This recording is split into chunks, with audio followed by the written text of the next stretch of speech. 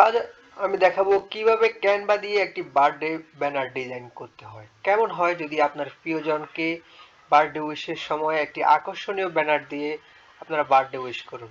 তো চলুন ভিউয়ার্স, আমরা দেখি কিভাবে একটি বার্থডে ব্যানার তৈরি করা যায় খুব ইজিলি, যেটা আমাদের কাছে স্বাভাবিকত দেখতে দেখা যাবে অনেক বেশি সুন্দর, কিন্তু মনে হবে অনেক এফোর্ট দিয়ে সেই ব্যানারটি তৈরি করা হয়েছে। ক্যানভা দিয়ে আমরা সেই ব্যানারটি খুব ইজিলি তৈরি করতে পারি।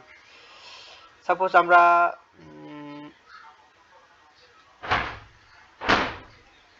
এই ব্যানারটি একজনের জন্য ডিজাইন করব। তো ব্যানারটি সত্যি খুব সুন্দর। আমরা কাস্টম দিস টেমপ্লেটে যাওয়ার পর এই ব্যানার কাস্টমলি ডিজাইন করতে পারবো।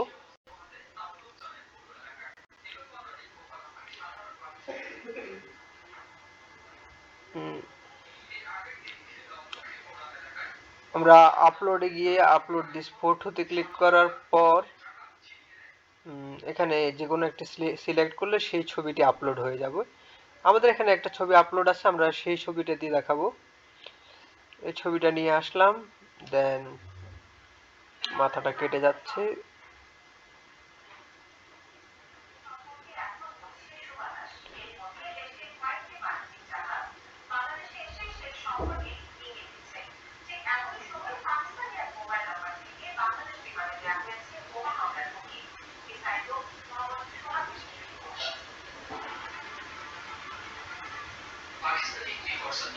যাই হোক, এটা আমরা ড্র্যাগ এন্ড ড্রপ করে আরো সুন্দর করতে পারবো।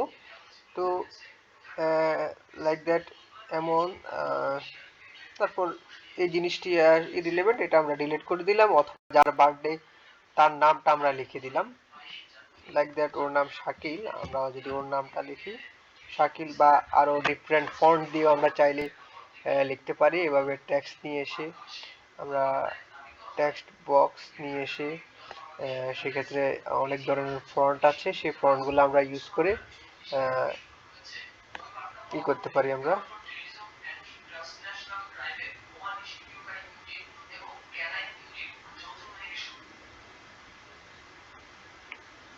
লাইক এই স্কিল শব্দটার ডিফারেন্ট ফন্ট রয়েছে, আমরা নিজের ইচ্ছে মতো সেই ফন্টগুলো দিতে পারি। চাইলে ফন্ট আপলোড করার সুযোগ রয়েছে, আপলোড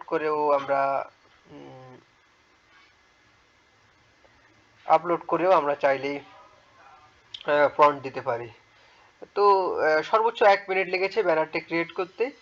এভাবে অল্প সময়ের ভিতরে আপনি চাইলে আপনার প্রিয়জনের জন্য বার্থডে উইশ করার জন্য একটি ব্যানার ক্রিয়েট করতে পারেন। তো আশা করি ভিডিওটি ভালো লেগেছে। ধন্যবাদ সবাইকে।